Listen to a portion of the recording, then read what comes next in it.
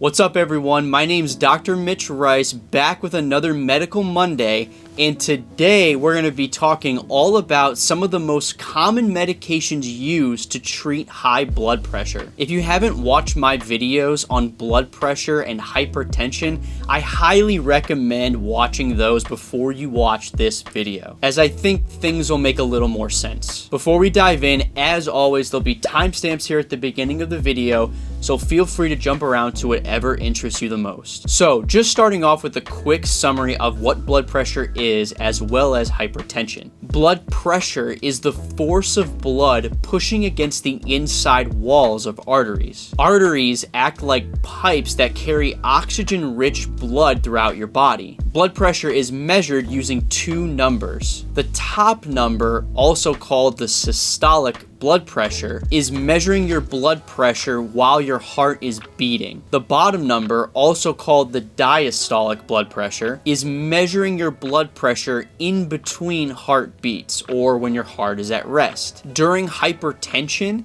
the blood is pushing with too much force within the walls of your arteries. This usually occurs because the structural integrity of the arteries has become narrowed. Again, if you want more information on blood pressure as well as hypertension, I'll put a link to those videos in the top corner. So, moving on to the medications. Blood pressure medications act predominantly on three major areas of your body. One of the areas is the heart itself. These medications reduce the overall workload on your heart by decreasing both the strength at which your heart contracts as well as how fast it beats. Fewer number of beats in a given period of time, as well as decreased strength of contraction, reduces how much blood is being pumped out by your heart. This is also called your cardiac output. So, a lower cardiac output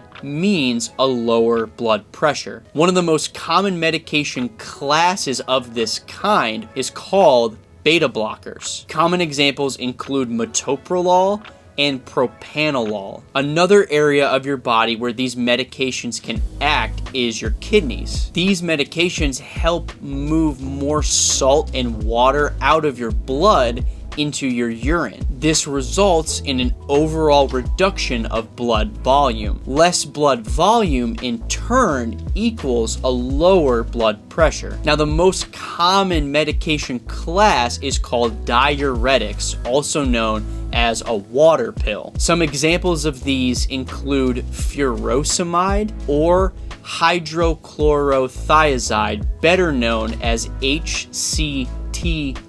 And one of the final areas that these medications work are on the blood vessels themselves. These medications work by relaxing your arteries, making the diameter of your arteries bigger. A bigger diameter of your arteries means more room for blood to travel throughout your body, which in turn means a lower blood pressure. There's a few different classes of medications that primarily work on your blood vessels. These include ACE inhibitors, angiotensin II receptor blockers, and calcium channel blockers. One of the most common ACE inhibitors is lisinopril. One of the most common angiotensin II receptor blockers, or ARBs for short, is losartan. And one of the more common calcium channel blockers is amlodipine. If you'd like to know even more information about blood pressure medications, please visit my website at www.wellsci.me. Thank you so much for checking out this video,